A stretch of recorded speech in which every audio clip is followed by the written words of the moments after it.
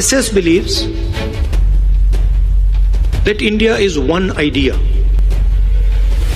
And we believe that India is a multiplicity of ideas. And we believe, by the way, very much like the United States, we believe that everybody should be allowed to participate. We believe that everybody should be allowed to dream. Everybody should be given space, regardless of their caste, language, religion, tradition, history. This is the fight. And the fight was crystallized in the election, when millions of people in India clearly understood that the Prime Minister of India is attacking the Constitution of India. Rahul Gandhi 3 दिन के America दौरे पर हैं। America के Texas में विपक्षी नेता राहुल गांधी के निशाने पर एक बार फिर राष्ट्रीय स्वयंसेवक संघ और बीजेपी रहे, तो वहीं उन्होंने भारत में बेरोजगारी का मुद्दा भी उठाया है। उन्होंने बातचीत के दौरान कहा कि भारत और अमेरिका पश्चिम के अन्य देश बेरोजगारी की समस्या का सामना कर रहे हैं, जबकि चीन ऐसा नहीं कर रहा। राहुल के इतना कहते ही देश की राजनीति एक बार फिर गर्म हो गई है। उधर राहुल के बयान के बाद भारत में राजनीति गर्म है। भारतीय जनता पार्टी ने चीन की कथित तरफदारी करने पर राहुल गांधी पर निशाना साधा है। बीजेपी ने कहा कि राहुल गांधी चीन के लिए लड़ने के लिए बहुत उत्सुक हैं और उन्हें भारत का अपमान करने की आदत है। राहुल के इस बयान पर प्रतिक्रिया देते हुए बीजेपी सांसद गिरिराज सिंह ने कहा, आरएसएस को जानने के लिए राहुल गांधी को कई जन्म लेने पड़ेंगे। कोई देशद्रोही आरएसएस को नहीं जान सकता। वो विदेशों में जाकर देश की निंदा करें, वो आरएसएस को नहीं जान सकता। लगता है कि राहुल गांधी भारत को बदनाम करने के लिए ही विदेश जाते हैं। राहुल गांधी जो युवराज हैं और तीसरी बार भी कांग्रेस को राहुल गांधी के नेतृत्व में भारत की जनता ने नकार दी, 99 पे आके अटका दिया। और ये दुनिया में जाकर के जो भारत आज मेक इन इंडिया के रूप में, जो भारत इनके कार्यकाल में डिफेंस इंपोर्ट होता था वो एक्सपोर्ट कर रहा है, वो भारत जो देश में 19 लाख करोड़ का इंपोर्ट था वो आज 80 लाख करोड़ पे पहुंच गया। वो भारत की तारीफ करने के बजाय बाहर में जाकर के, इंडिया के बाहर, भारत के बाहर जाकर भारत को गाली देना, ये तो लगता है चाइना की तारीफ करना, दुश्मन देश की तारीफ करना। ये लगता है चाइना के पैसे पर पलते हैं और चाइना की ही बात ब्रांडिंग करने के लिए ये बाहर में जाके चाइना का ब्रांडिंग कर रहे हैं। इन पर तो ऐसे लोगों को, अगर कानून भारत में नहीं होता, अगर मोदी जी संविधान की रक्षा नहीं करते, तो ऐसे लोगों को देशद्रोह का मुकदमा चलाना चाहिए, जो भारत की निंदा भारत के बाहर जाके करे, भारत को बदनाम करे और दुश्मन देशों की तारीफ।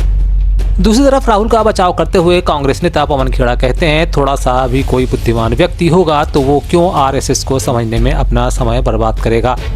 वे तंज कहते हुए कहते हैं कि आरएसएस ऐसी संस्था है जो अपने आप को पंजीकृत करवाने की हिम्मत तक नहीं रखती, जो अपने अकाउंट तक सार्वजनिक नहीं करती। उसको समझने या जानने में कोई क्यों अपना समय जाया करेगा। हमें सिर्फ यह चिंता है कि जो देश, धर्म और संस्कृति के स्वयंभू ठेकेदार बनकर घूम रहे हैं, हमें अपने देश को, संस्कृति को आरएसएस से बचाना है।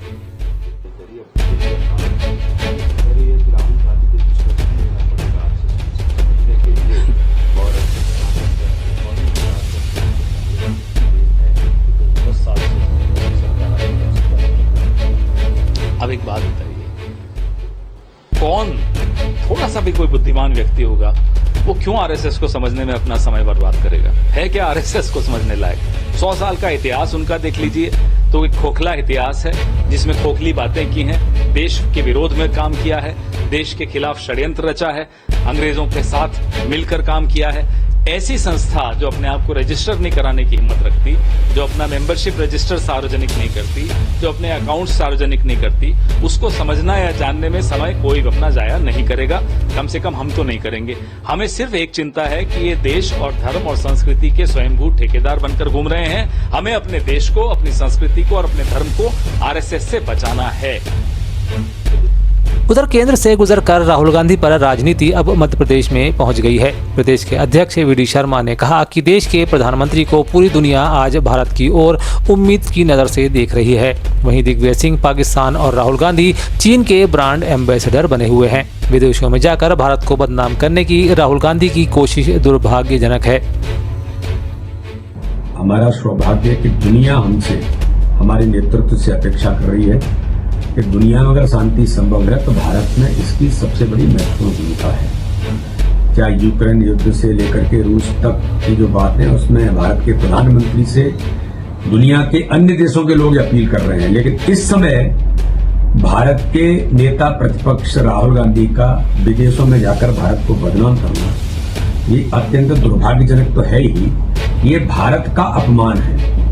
और जिस प्रकार से राहुल गांधी पहली बार नहीं, जब भी वो विदेश यात्रा पर जाते हैं किसी न किसी रूप में भारत को बदनाम करने का ही प्रयास करते हैं, ये कांग्रेस के खून में या इस गांधी परिवार के खून में भारत के खिलाफ जो जीन्स है वो उजागर होते हैं। और कभी कभी मैं देखता हूं कि जब भी वो विदेश यात्रा पर जाते हैं वो भारत को बदनाम करते हैं, चीन की वो हमेशा प्रशंसा करते हैं। उससे ऐसा लगता है कि ये चीन के ब्रांड एम्बेसडर राहुल गांधी हैं, जैसे पाकिस्तान के ब्रांड एम्बेसडर के तौर पर दिग्विजय सिंह भूमिका निभाते हैं, ऐसे ही चीन के ब्रांड एम्बेसडर के तौर पर राहुल गांधी भूमिका निभा रहे हैं। मध्य प्रदेश के मुख्यमंत्री मोहन यादव ने परिसीमन आयोग को लेकर बड़ा ऐलान किया है। उन्होंने कहा है कि हमारी सरकार ने प्रदेश के विकास और प्रशासनिक सुधार के लिए नए परिसीमन आयोग का गठन किया है। जिलों और संभागों का पुनः परीक्षण कर हम आपकी भलाई के लिए बेहतर व्यवस्थाओं की नींव रख रहे हैं। सीएम यादव ने कहा कि संभागों और जिलों का फिर से निरीक्षण किया जाएगा। सागर, इंदौर, धार ऐसे जिले हैं जिसमें बड़ी कठिनाइयां हैं, जिन्हें मैं उम्मीद करता हूं कि इस आयोग के माध्यम से दूर किया जा सकेगा। हमारी सरकार प्रदेश की बेहतरी के लिए काम करती रहेगी।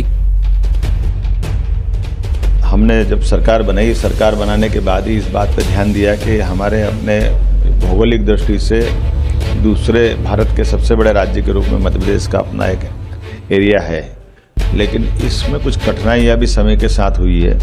जब जिले तो बढ़ गए हैं लेकिन जिलों की अपनी अपनी सीमाएं कम ज़्यादा है या कई विसंगतिपूर्ण है। कई लोगों को बहुत दूर जाना पड़ता जिला मुख्यालय, जबकि पास का जिला बहुत पास में है उनके। कई संभाग बड़े छोटे हो गए। ऐसे कई विसंगतिपूर्ण व्यवस्था के लिए हमने परिसीमन आयोग एक नया बनाया है। इस परिसीमन आयोग के माध्यम से नज़दीक के स्थान को नज़दीक के ज़िले से जुड़वा करके जनता की बेहतरी के लिए जो अच्छा हो सकता है वो ज़रूर करना है। तो संभाग, ज़िले, इनका एक बार पुनर्परीक्षण करना है। इसमें मैंने एक आयोग बनाया है। आयोग के सदस्य ACS लेवल के रिटायर्ड श्री मनोज श्रीवास्तव जी को मैंने जवाबदारी दी है। ऐसे कई बड़े ज़िले अभी हमारे हैं, जैसे सागर, ये हमारा उज्जैन, इंदौर, ऐसे कई बड़े धार, बड़े बड़े ज़िले हैं। इनके अंदर के जो अंदर की कठिनाइयाँ हैं, जैसे बिना रिफाइनरी बन गई तो बड़ा एक स्थान हो गया, तो आगे आने वाले समय में युक्तियुक्तकरण के माध्यम से ऐसे कई निर्णय अंदर करके इस बारे में विचार किया जाएगा। इस आयोग के माध्यम से उम्मीद करता हूं कि जैसे हमने पुलिस थानों की सीमाएं बदली थी और सीमा बदल करके उन पुलिस थानों को जनता की बेहतरी के लिए नज़दीक से नज़दीक पहुंचाने का प्रयास किया है, इसी प्रकार से राज्य की प्रशासनिक व्यवस्था की दृष्टि से ये निर्णय भी कारगर सिद्ध होगा। मध्य प्रदेश में विपक्ष लगातार लाडली बहना योजना को लेकर सवाल उठाती रहती है। कहा तो यहाँ तक जाता रहा है कि इस योजना को जल्द ही बंद किया जा रहा है। ऐसे में एक बार फिर आज लाडली बहनों के खातों में पैसा डालने के बाद मध्य प्रदेश के डॉक्टर मोहन यादव सीएम ने विपक्ष को करारा जवाब दिया है। सीएम ने कहा कि कांग्रेस भले ही कहती रहे लाडली बहना योजना बंद हो जाएगी, लेकिन हम देते रहेंगे और सुन लो, यह गाड़ी 1250 पर नहीं रुकेगी और आगे जाएगी। हमारे मित्र और हमारे विरोधी, मित्र तो कैसे बोलूं, विरोधी बोलूंगा, वो जब देखो तब कहते लाडली बहना बंद हो जाएगी, बंद हो जाएगी, बंद हो जाएगी। हमने कहा तुम कहते रहो, हम देते रहेंगे। अरे बहनों को दे रहे हैं, हमको क्या तकलीफ है। लेकिन ये केवल 1250 में नहीं रुकेगी, ये गाड़ी और बढ़ेगी। जो बहनें अपना कामकाज करते हुए अपनी पहचान बनाएगी, इनकी बहनों के लिए हम योजना बना रहे हैं। आने वाले समय में इनको 2000, 3000 से लेके 5000 रुपया महीना भी देना पड़े तो हमारी सरकार देगी, ताकि उनके जीवन में बदलाव आए। मध्य प्रदेश कांग्रेस एक बार फिर भाजपा को घेरने की तैयारी में जुट गई है। इससे पहले भी किसानों के मुद्दे को लेकर जीतू पटवारी ने केंद्र और भाजपा की प्रदेश सरकार पर हमला बोला था। प्रदेश अध्यक्ष जीतू का आरोप था कि किसानों को पूर्व मुख्यमंत्री शिवराज सिंह चौहान ने छला है, किसानों के साथ धोखा किया गया है।